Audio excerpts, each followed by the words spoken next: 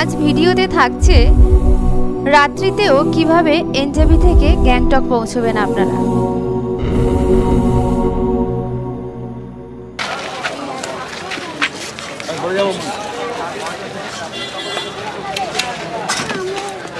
এখন 3:10 বাজে। আমাদের গাড়ি একটা ঠিক করা হয়েছে গ্যাংটক যাওয়ার জন্য, যার ভাড়া নিচ্ছে 8 সিটের গাড়ি 5,500 টাকা। 6,000 টাকার কমে কোনোরকমভাবে যাবে না, তাও বলে টলে 5,500 রাজি হয়েছে। এবার আমরা আজকের আলোচ্য বিষয় হলো, আপনারা যদি কেউ এনজেপি থেকে গ্যাংটক রাত্রিতে রওনা দেন তাহলে কিভাবে যাবেন।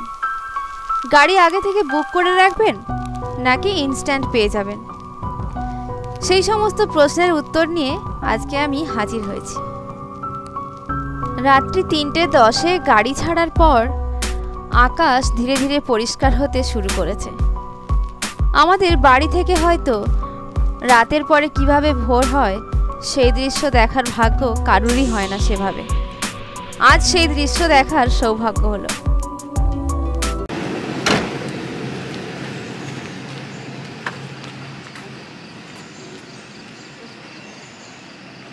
ঘড়িতে এখন বাজে 4:40। আমরা এইমাত্র খানিকক্ষণ আগে সেবক ব্রিজটা পার করে চলে এসেছি। সূর্য এখনও ওঠেনি। এত সকালবেলা গ্যাংটক যাওয়ার অভিজ্ঞতা প্রথম, ভালো লাগছে বেশ। ওইদিকে বয়ে চলা তিস্তা। আর সকালবেলা আসলে একটা সুবিধা, জ্যামের সম্ভাবনা একদমই নেই, রাস্তা ফাঁকা, তাই যেতেও সুবিধা, অতটাও বেশি সময় লাগবে না।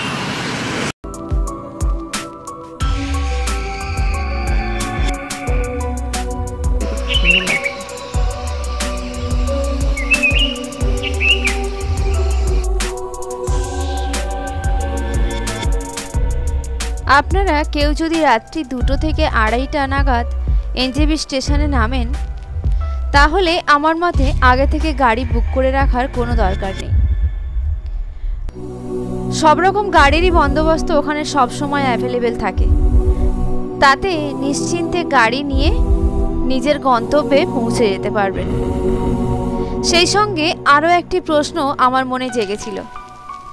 এই প্রথমবার আমি এনজেপি পৌঁছলাম রাত্রি 2:30টার সময়। ভেবেছিলাম যে এই রাত্রিতে ফ্যামিলি নিয়ে যাচ্ছি, কোনো সমস্যা হবে কিনা। রাস্তা কিংবা স্টেশন কোনো রকম কোনো সমস্যা হয়নি কোথাও। নিশ্চিন্তে নির্বিঘ্নে এনজেপি থেকে আমরা গ্যাংটক পৌঁছে যাই। তবে এই দীর্ঘ রাস্তা পথে যেহেতু একদম সকালবেলায় দোকানপাট বেশিরভাগ জায়গাতেই বন্ধ থাকে, সঙ্গে কিছু হালকা খাবার দাবার অবশ্যই রাখবেন। আমরা এসেছিলাম তিস্তা তোরসা এক্সপ্রেস ধরে এনজেপি, যে ট্রেনটি শিয়ালদা থেকে বিকেল 3টে নাগাদ ছাড়ে। এনজেপিতে পৌঁছায় রাত্রি 2:15। এই ট্রেনটিতে আমরা এলাম কেন? কারণ এবার আমাদের গন্তব্য ছিল উত্তর সিকিম। দিনের দিন সকালে গ্যাংটক পৌঁছে সাইট সিইংটা কমপ্লিট করে পরদিন উত্তর সিকিম যাওয়ার পরিকল্পনা থাকায় এই ট্রেনে আসা। আপনারা যদি উত্তর সিকিম, সান্দাকাফু, ফালুট, পেলিং এই সমস্ত একটু ডিস্ট্যান্সের জায়গায় যেতে চান তাহলে ঠিক সময়ে গন্তব্যস্থলে পৌঁছানো যায়।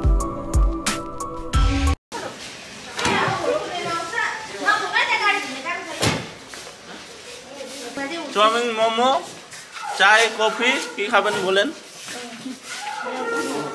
এটা দিদি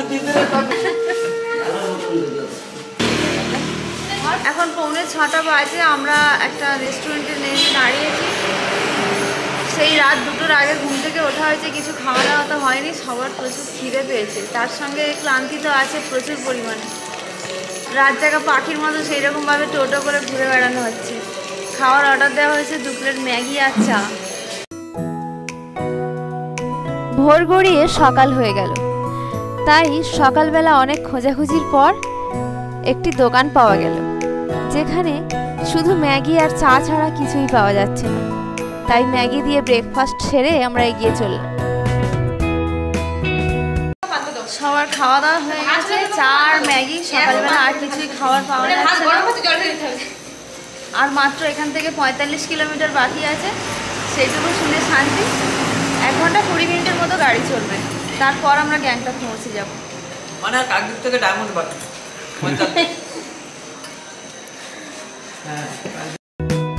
একরাশ ক্লান্তি আর সঙ্গে প্রচন্ড খিদে, দুটোই যখন একসঙ্গে কাজ করছিল, মাঝ রাস্তায় একজন ব্রেক পেল। খিদে মিটল, কিন্তু ঘুমের ক্লান্তি কাটছে না।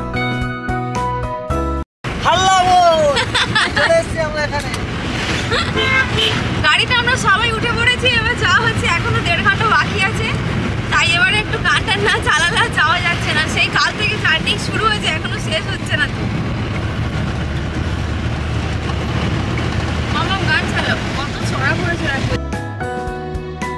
ক্লান্তি কাটানোর জন্য সবাই মিলে একসঙ্গে হই হুল্লোড় করলাম। সবাই মিলে একসঙ্গে ঘুরতে আসার এটাই আনন্দ।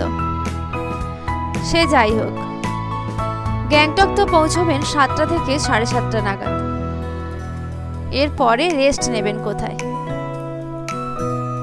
যদি আপনারা পারেন, হোটেলটি আগে থেকে বুক করে রাখবেন। ইনস্ট্যান্ট হোটেল নিলে কি হয়, গ্যাংটকে চেক আউট টাইম হলো সকাল 11টা আর চেক ইন টাইম 12টা। তাহলে কমপক্ষে আপনার হোটেলে রুম পেতে সময় লাগবে সকাল 11টা। আর এই 3-4 ঘন্টা আপনাকে রিসেপশনে বসেই কাটাতে হবে। যদিও কোনো খালি রুম থাকলে ওনারা ব্যবস্থা করে দেন রেস্ট নেওয়ার জন্য, কিন্তু সেটাও হয় অনিশ্চিত। তাই আগে থেকে গাড়ি না বুক করলেও হোটেলটি অবশ্যই বুক করে আসবেন যদি এই ট্রেনে আসেন।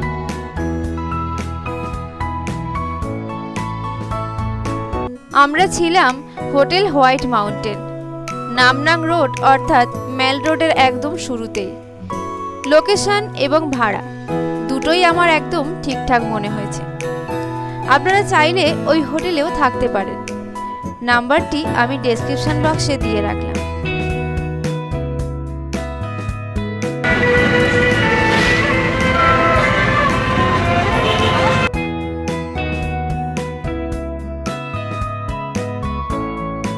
এনজেপি থেকে গ্যাংটক পৌঁছানোর সময় এই রাস্তাপথটি কখনো বা জল ভরা তিস্তা, কখনো নদীর বাঁকে ধসে যাওয়া সেই রাস্তা, কখনো আবার পাহাড়ের সুন্দর প্রতিচ্ছবি। সবকিছু দেখতে দেখতে কখন গ্যাংটক পৌঁছে যাবেন টেরই পাবেন না। এই বুলেরো গাড়ি আপনার হোটেলের কাছ পর্যন্ত যাবে না, স্ট্যান্ডে নামিয়ে দেবে, সেখান থেকে ছোট গাড়ি নিয়ে যেতে হবে। ছোট গাড়ি ভাড়া হচ্ছে 300 টাকা। আর যদি আপনি চাইলো বা 4 সিটার গাড়ি নিয়ে আসেন, তাহলে কেবলমাত্র সেই গাড়িগুলো 4 সিটার এই ছোট গাড়ির ভাড়া আমাদের থেকে 300 টাকা নিয়েছিল। আপনারা একটু দরদাম করবেন, 200 টাকাতেও এই গাড়ি হয়ে যায়। এই গাড়ি আপনাকে হোটেলের সামন পর্যন্ত নিয়ে যাবে। শরীর সব ঠিক আছে? আমরা সব ঠিক আছি, বাচ্চাগুলো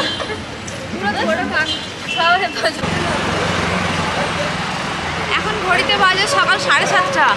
আমরা গিয়ে ঘন্টা 2 বিশ্রাম নেব, নিয়ে আবারও এই গাড়িতে করে সাইট সিইং করতে বেরোবো। ভাড়া লাগছে একটা গাড়ি 1,500 টাকা। একটু বিশ্রাম নিয়েই গ্যাংটক সাইট সিইংটা আমরা কমপ্লিট করব, আর সেই জন্য এই গাড়ি বুক করে রাখলাম। সাইট সিইংয়ের গাড়ি ভাড়ার দুটি রেট হয়, 7 পয়েন্টের 1,500 টাকা এবং 10 পয়েন্টসের 1,800 টাকা। আমরা শেষমেশ গিয়েছিলাম 10 পয়েন্টস, তাই ভাড়া লেগেছিল 1,800 টাকা প্রতি গাড়ি। আমাদের হোটেলের একদম সামনেই ছিল এই রেস্টুরেন্টটি, যেখানে বাঙালি সব রকমের খাবার দাবারই পাওয়া যায়। খাওয়ার দাওয়ারের মান যথেষ্ট ঠিকঠাক।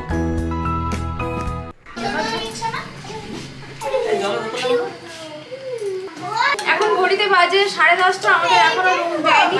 চেকিং টাইম যদিও 11টা, কিন্তু আমরা সকাল সকাল পৌঁছে যাওয়ার জন্য রুম এখনো ক্লিন হয়নি, তাই এখনো দিতে পারেনি। একটা রুমে আমরা লাগেজপত্র রেখে দিয়ে স্নান করে রেডি হয়ে বেরিয়ে পড়েছি। গ্যাংটকে যে লোকাল সাইট সিইং হয় ওইগুলো দেখে আজকে কমপ্লিট করে নিই, কারণ কালকে ইচ্ছা আছে একটু উত্তর সিকিমের ওই দিকটাতে যাবো। তাই এই আজকের দিনটা নষ্ট না করে ওই জন্য সাইট সিইং করতে বেরিয়ে পড়েছি।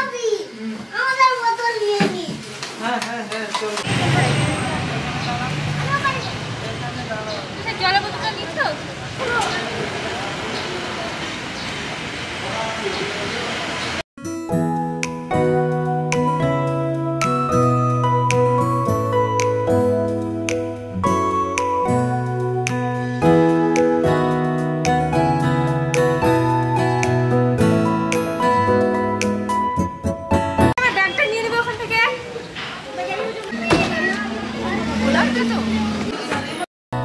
এক নম্বর পয়েন্ট ছিল এই জায়গাটি।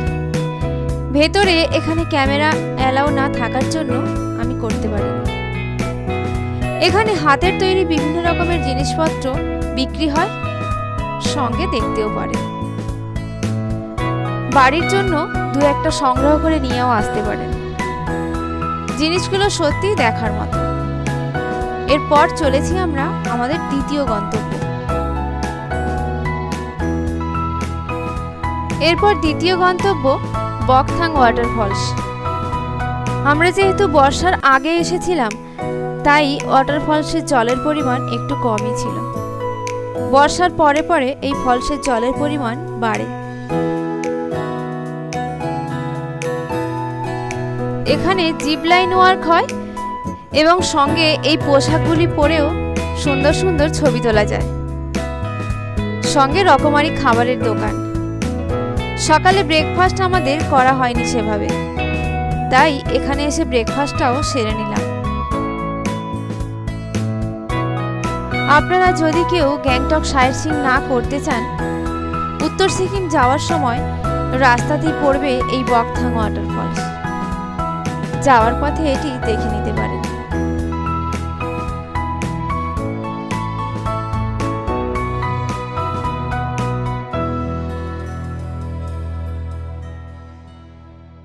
বকথাং ওয়াটারফলসে খাবার দাবারের দোকান বেশ অনেকগুলোই আছে, ফুড চাট, ফুচকা, মোমো।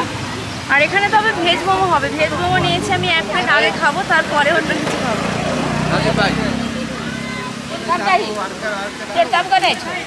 आइए 30 का प्लेट खाइए, आइए फ्रूट खाइए 30 का प्लेट, आइए आइए नारियल पानी भी है, आइए।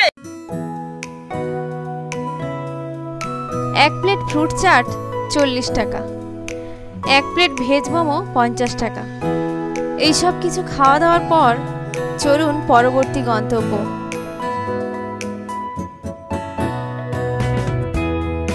এরপর আজকের তৃতীয় গন্তব্য হলো গঞ্জাং মনাস্ট্রি, যেখানে বড়দের এন্ট্রি ফি লাগে 10 টাকা এবং 10 বছরের নিচে বাচ্চার কোনো রকম টিকিট লাগে না। আকাশ একটু পরিষ্কার থাকলে এখান থেকে 180 ডিগ্রি ভিউ দুর্দান্ত পাওয়া যায়। এই সঙ্গে আরও একটি কথা বলার, গ্যাংটক হলো পরিষ্কার পরিচ্ছন্ন একটি শহর, যেখানে ঘুরলে আরও একরকম মানসিক শান্তিও মেলে। এই মনাস্ট্রিগুলোতে প্রবেশ করলে আরও বেশি করে শান্তি অনুভূত হয়। এখানে একটি পিন পড়লে যে আওয়াজটি হয়, সেই আওয়াজও হয় না, এতটাই নিরিবিলি এবং নিস্তব্ধ। আকাশ মোটামুটি পরিষ্কার থাকার জন্য দূরের ওই বাড়িগুলি দৃশ্যমান, সঙ্গে ওই ছোট্ট হেলিপ্যাডটি দূর থেকে যেটি দেখতে ভীষণ ভালো লাগছিল। তবে বোধহয় আকাশ আরও একটু পরিষ্কার হলে ভালো হতো। এসেছি মনাস্ট্রির ভেতরে, 10 টাকা করে টিকিট দিয়ে ভেতরে প্রবেশ করতে হবে। আগেরবার যখন এসেছিলাম তখন এই ভিউটা দেখতে পাইনি, কিন্তু এবার এসে এই সুন্দর ভিউ দেখে মন ভরে যাচ্ছে। কষ্ট করে আসা হোক, এক জায়গায় দুবার হোক, সে যাই হোক না কেন, আলটিমেটলি কথাটা হলো যে পাহাড়ে ঘুরতে এসে ভিউ দেখতে পেলে সব কিছু খুশি।